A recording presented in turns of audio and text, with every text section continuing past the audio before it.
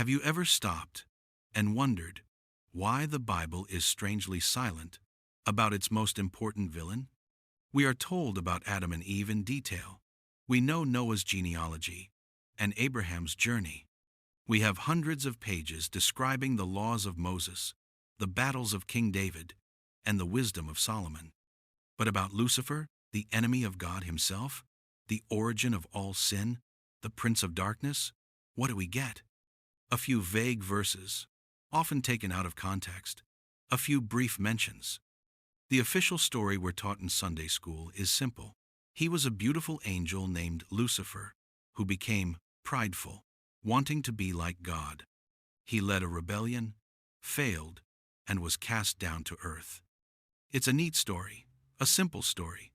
But if you've ever read those verses, if you've ever heard that story and felt something was wrong, a deep feeling in your soul that something was incomplete, that the story was too simple, too convenient, if you have ever felt that, I am here to tell you, your intuition was correct. The truth is, the story of Lucifer, as you know it, may be one of the most successful deceptions in human history. A story rewritten, edited, and shaped by men in power. Not to tell you the truth, but to give you a story that was controllable. Because the Times original time story, the Times real-time story, isn't where you think. It's not in the 66 books of your Bible. It's in the texts they tried to destroy. It's in the memory of a religion times older times than Christianity, one that Rome sought to erase. And when you see what these ancient texts reveal, you will understand exactly why they had to hide it. You will understand why this truth was considered so dangerous. Let's start by debunking the biggest lie, the very foundation of this entire myth, the word Lucifer. Did you know that this word appears only one single time, in the entire King James Bible? One time? In the book of Isaiah, chapter 14, verse 12. And this is what it says. How art thou fallen from heaven, O Lucifer, son of the morning? How art thou cut down to the ground, which didst weaken the nations? Sounds clear, right? An angel named Lucifer fell from heaven. But here is what they don't tell you. Lucifer isn't a name. It's a Latin word. It's not even in the original Hebrew manuscripts. The original Hebrew uses the word Helel ben Shahar, which means shining one, son of the dawn. In ancient cultures, this was the name for the planet Venus, the morning star that appears just before sunrise. And what is the context of the entire chapter of Isaiah 14? Is it a theological treatise on angels? No. The entire chapter is a funeral song, a political taunt. It is aimed directly at a human being, the king of Babylon, The king of Babylon, in his arrogance, had called himself the morning star, a divine title. And the prophet Isaiah is mocking him, saying, "You call yourself the morning star? You think you're a god? Look at you. You've been cut down to the ground. You are going to Sheol, just like every other tyrant." It was a political insult, not a cosmic origin story. So, how did a taunt aimed at a long-dead human king become the origin story of the devil? The answer lies with the early church fathers, men like Origen and Tertullian. They lived hundreds of years later, desperate to find passages in the Old Testament to justify their concept of a fallen angel. They found this verse about the arrogant king of Babylon, and in a massive leap of interpretation, they declared, this isn't just times about the king. This is really times, a secret allegory about Satan. And just like that, a Latin mistranslation of a Hebrew word for Venus, used in a satirical poem about a dead king, became the proper name of the devil. The entire foundation of the official Lucifer story is built on quicksand. It is built on a textual hijacking. This raises a terrifying question. If the official story we're told is wrong, if its very foundation is a misunderstanding, or worse, a deliberate distortion, Then what times is times the real story? Where does the truth come from? And why did they have to invent a lie in the first place?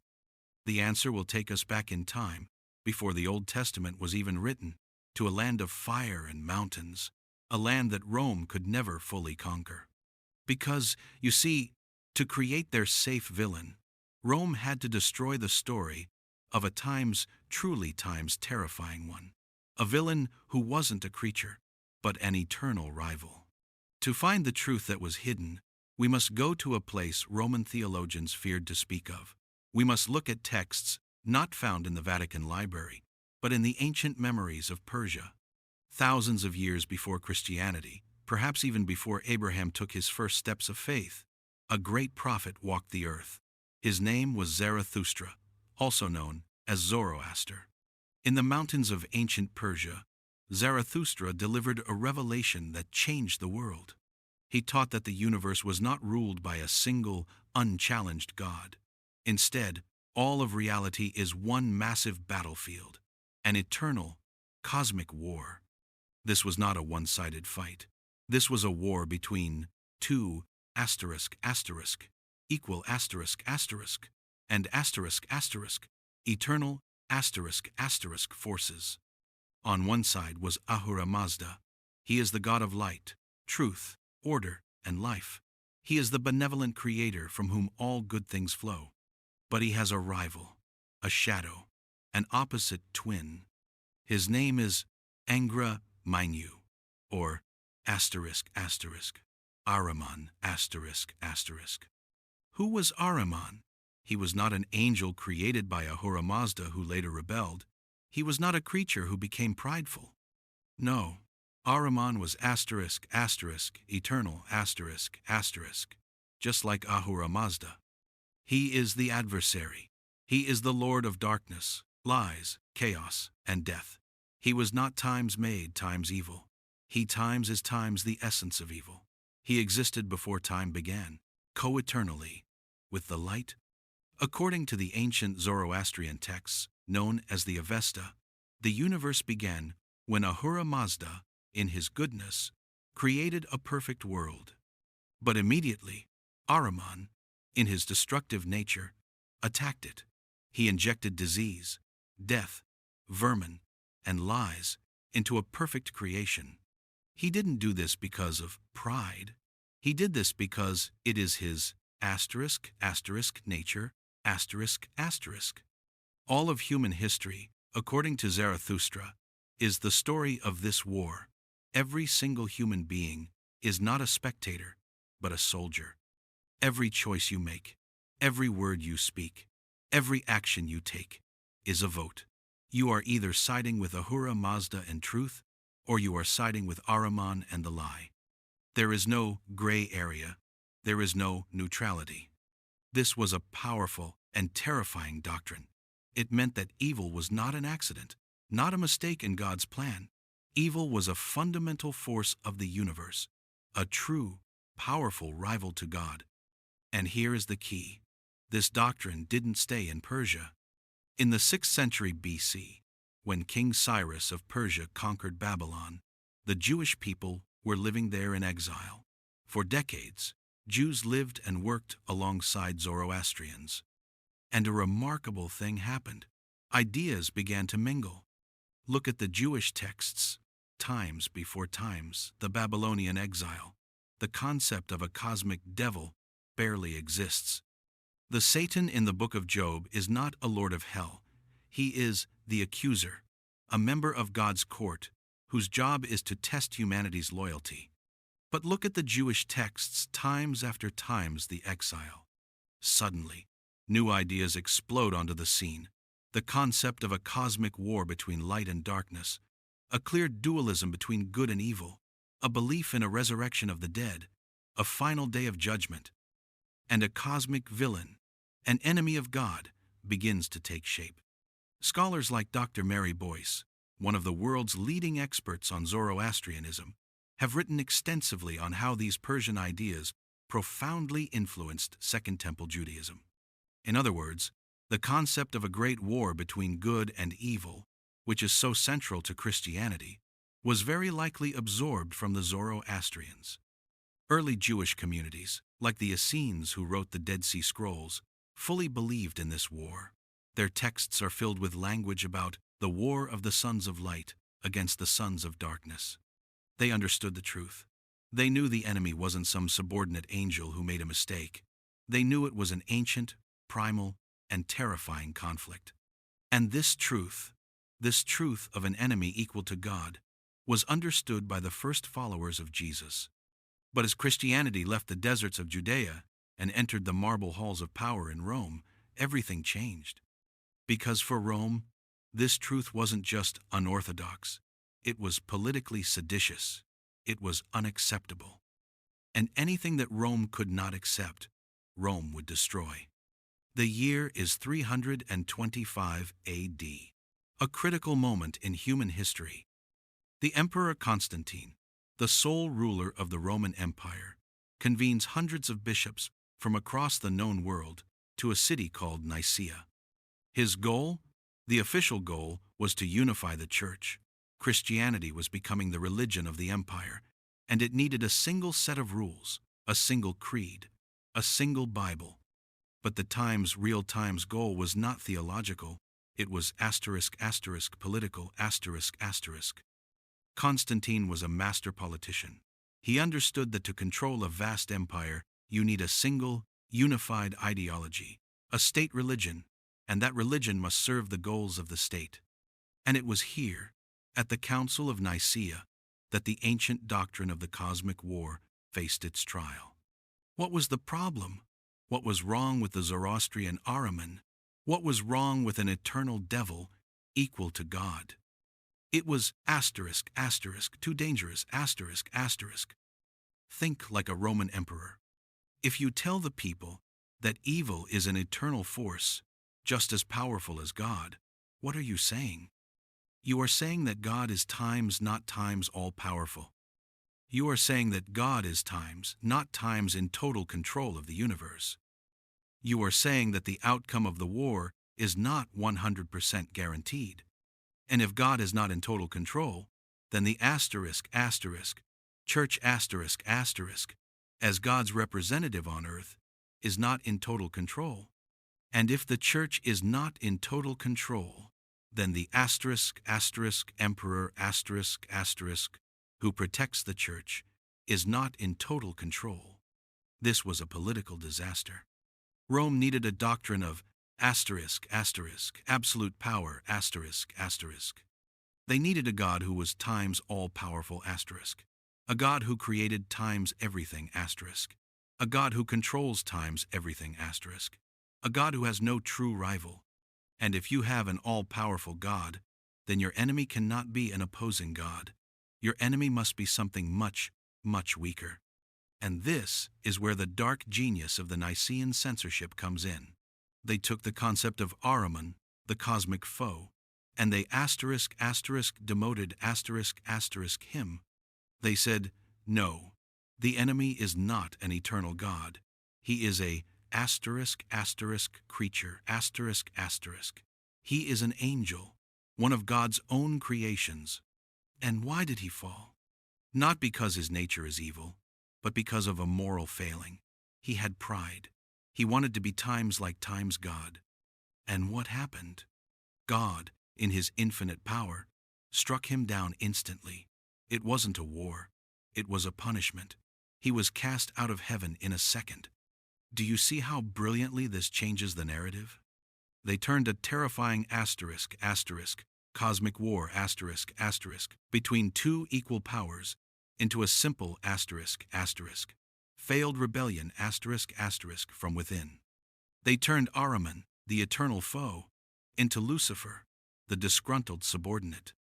This new story achieved every one of Rome's political goals. First, it cemented God's absolute power. God created everything, including his own enemy. Second, it turned the devil into a simple parable about obedience. The message is, don't be prideful, don't challenge your superiors. If you do, you will be punished instantly, just like Lucifer. This was a perfect message for controlling a population. It told every citizen of the empire, obey the church, obey the emperor. Because if even the most powerful angel was punished for disobedience, what chance do you have? And so, the old doctrine was outlawed. Texts that spoke of the cosmic war were deemed heresy. Anyone who taught of an eternal devil was hunted. They replaced a terrifying, theologically complex truth with a simple, politically useful lie. They created a safe, controllable villain to reinforce their own control over the world. They hid the truth of Ahriman to establish the reign of Lucifer. But how did they do it? Just declaring it wasn't enough. They had to create the new myth. They had to build their new villain from the ground up. And they did it by patching together scraps and pieces from every culture they could find. Once Rome and the subsequent church councils had decided on the new story that the devil was a fallen angel, they had a problem. The Bible didn't really support it. As we've seen, Lucifer was a mistranslation of a political taunt. So, how did they build their monster? They did it the way a mosaic artist makes a picture. They took tiny, broken pieces from a dozen different sources, many of them heretical or pagan, and glued them together to create a brand new image. They manufactured a monster. Let's start with the name. We've dealt with Lucifer. But what about the most common name? Satan? This is another brilliant sleight of hand. In the Hebrew Old Testament, the word Satan is not a proper name. It's a title. Ha-Satan. It means the accuser or the adversary. Read the book of Job. Ha-Satan shows up. Is he a horned lord of hell, at war with God? No. He's in heaven, talking directly to God. He's a member of the angelic court. He's like a cosmic prosecuting attorney. His job times, is to roam the earth and expose humanity's hypocrisy. God asks Satan, "Have you considered my servant Job?" And Satan replies, "He's only loyal because you bless him. Take everything away, and he'll curse you." Satan here is times working for God, asterisk. He is testing Job's faith with God's explicit permission. But the Roman theologians, in their quest to unify everything, took this title, Satan the Accuser, and merged it with the fallen Lucifer. Suddenly, the accuser became the proper name of the rebel, two totally separate concepts forced into one, but they still needed an image, a face for the fear. Lucifer and Satan were just names. How do you make him visually terrifying? Once again, they went thieving. At the time, the Roman Empire was filled with pagan religions. These religions had their own gods of nature, the wild, and the afterlife. When Christianity became the state religion, they didn't just want people to convert. They needed people to times fear times the old gods. So, what did they do? They turned the old gods into demons. Look at the classic image of the devil. What does he have? He has horns, a goat's beard, and cloven hooves. Where does this image come from? It is stolen directly from Pan ***, the Greek god of the wild, of music, and of fertility. Pan was a nature god, both joyful and dangerous. The church wanted to control nature and stamp out pagan fertility rituals, so they turned Pan, the god of wildlife, into the face of the devil. Next, the pitchfork. A strange weapon for an angel, isn't it? But not strange at all, for ***, Poseidon ***, or ***, Neptune ***, the god of the sea, who carried a trident, or for ***, Hades ***, the god of the underworld, who also carried a bident. By giving Satan the pitchfork, they merged him with the powerful gods of the sea and death. And hell, a fiery, underground kingdom of punishment? The Jewish concept of Sheol wasn't that. Sheol was simply the place of the dead, a shadowy, silent world where all souls went, good and bad. But the concept of a fiery underworld, a place of torture for the wicked, that is the Greek ***, Tartarus ***. That is the Norse ***, Helheim ***. The church took these pagan hells, which were the kingdoms of other gods, and turned them into Satan's personal prison. Do you see what they did? They took 1. The Lucifer mistranslation from a Babylonian king. 2. The Satan title from an angelic prosecutor. 3. The body horns, hooves, from the god Pan. 4. The weapon, pitchfork, from the god Poseidon. 5. The kingdom fiery, from the god Hades. They stitched together a Frankenstein's monster from the scraps of every religion they were trying to extinguish. It was a brilliant propaganda campaign. In a single image, they managed to 1. Create a unified, instantly recognizable villain, and 2. Turn all their rival pagan gods into symbols of pure evil. They killed many birds with one stone. And to make this lie stick, they had to do one last thing. They had to eliminate any text that told a different story. And that brings us to one of the greatest literary cover-ups of all time, the disappearance of the Book of Enoch. I'm curious, where are you watching this video from? Are you in the United States, in Europe, in Asia, or somewhere else in the world?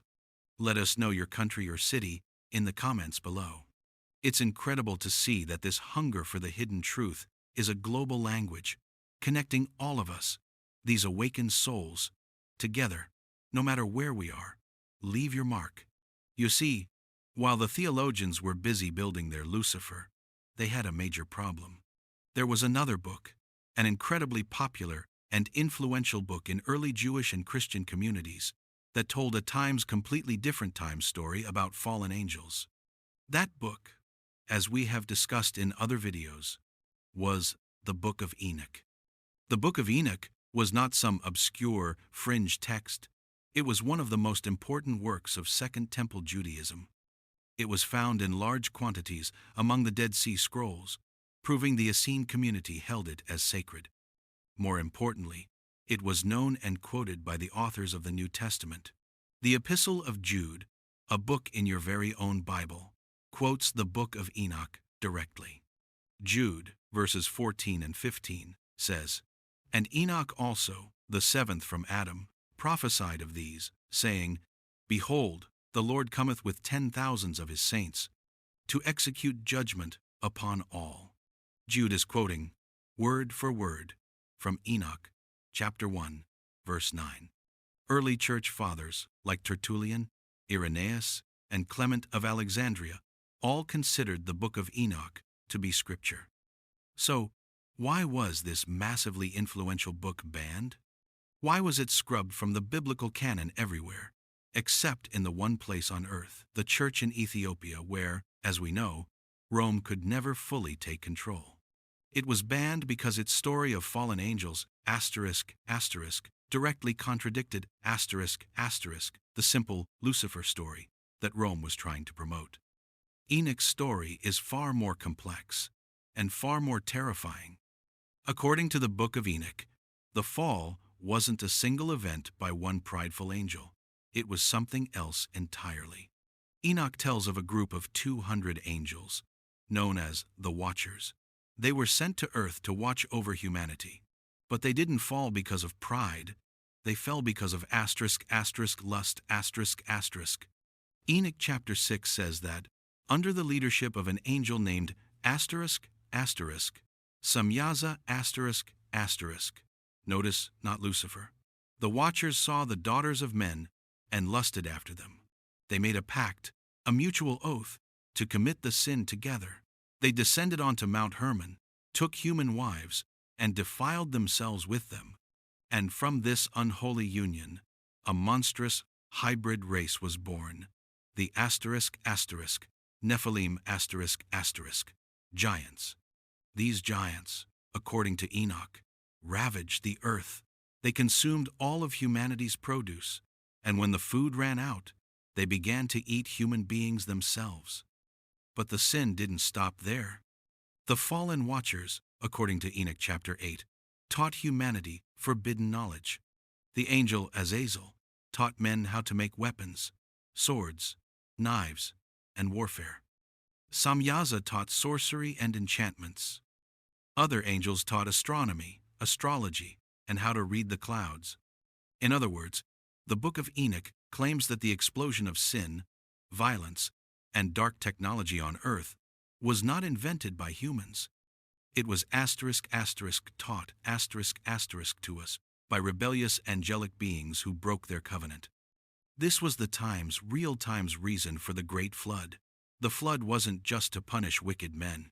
The flood was a cosmic cleansing, a desperate attempt by God to scrub the planet's gene pool of the Nephilim contamination and to wipe out the forbidden knowledge the Watchers had brought. Now, put yourself in the shoes of the bishops at Nicaea. You are trying to sell a simple story about one prideful angel named Lucifer. And then you have the Book of Enoch, an incredibly popular book.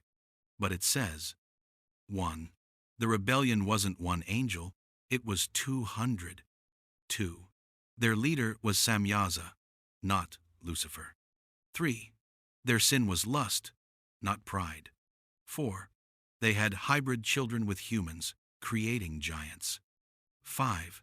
They taught us warfare and magic. This story is too messy, It's too fleshly. It talks about angels having sex. It talks about hybrid giants. It raises a million theological questions the church leaders did not want, or could not, answer. It directly contradicts their neat, clean parable of pride. And so, they did the only thing they could do. They banned the book. They declared it heresy, a forgery. They removed it from the canon. They destroyed every copy they could find. They hoped it would be forgotten forever. And for nearly 1,500 years, they succeeded. It wasn't until the Dead Sea Scrolls were found in 1947 and the ancient copies in the Ge'ez language were rediscovered in Ethiopia that the Western world realized what had been taken from us. But they didn't just ban it, they cannibalized it. It's very likely they took parts of the Enoch story. The idea of a war in heaven, the idea of angels being cast down, and grafted them onto their fledgling Lucifer narrative. They merged two completely different rebellions, Lucifer's rebellion of pride and Samyaza's rebellion of lust, into one distorted, singular story. They created a composite, controllable villain, and then they systematically destroyed all the evidence that told a different tale. They lied to you about the origin of Lucifer. They lied to you about the Zoroastrian texts. They lied to you about the true meaning of Satan. And they lied to you by hiding the Book of Enoch. All for one reason. Control. Control of the narrative. Control of the theology. And through that, control of you. But there is one thing they never counted on. They didn't count on the caves at Qumran preserving the scrolls. They didn't count on the mountain monasteries of Ethiopia holding fast to the truth. And they didn't count on an age when knowledge would be set free, an age when truth-seekers like you could discover for yourselves what was hidden.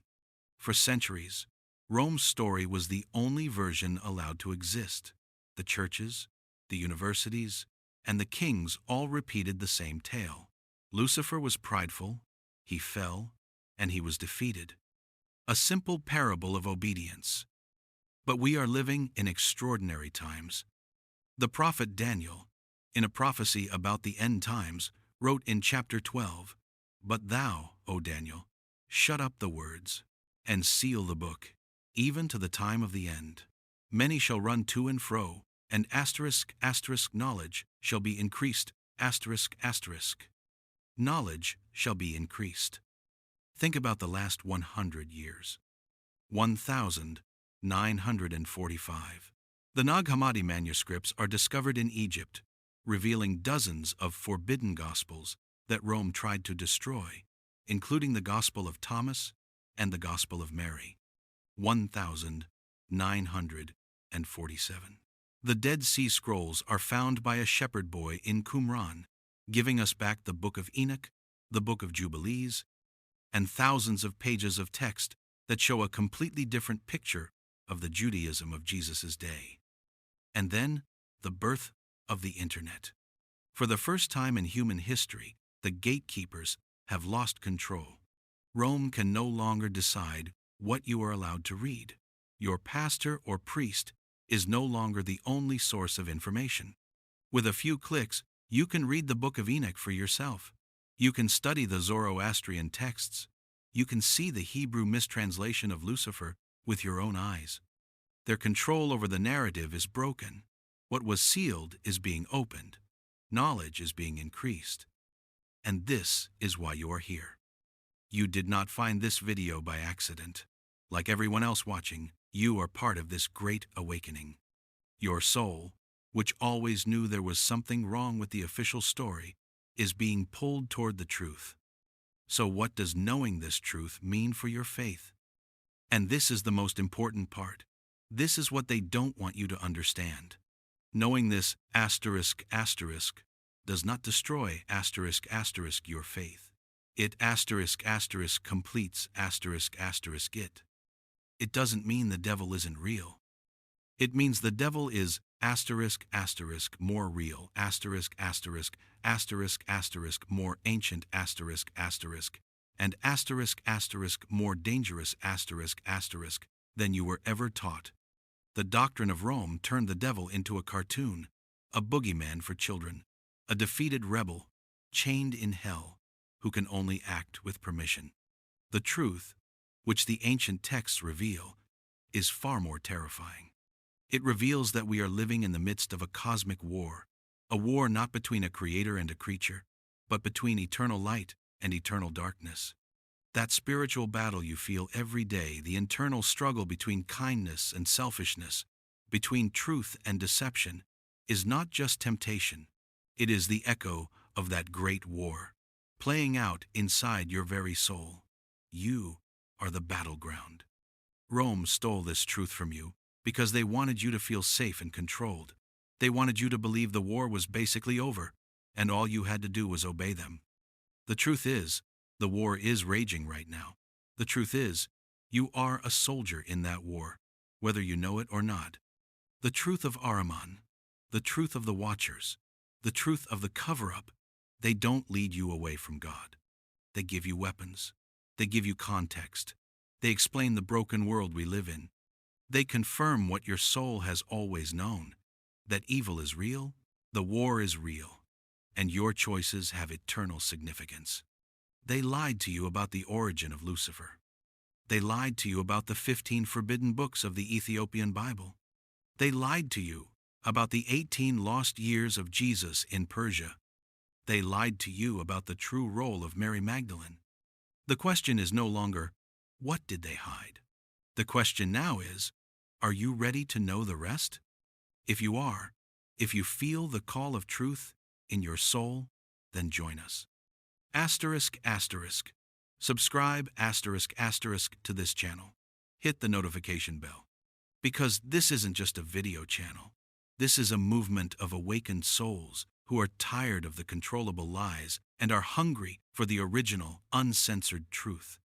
In our next video, we will uncover an even more closely guarded secret, the forbidden truth of the Garden of Eden. It wasn't a metaphor, it was a real place. And we will show you where the ancient texts say it was. You will not want to miss it.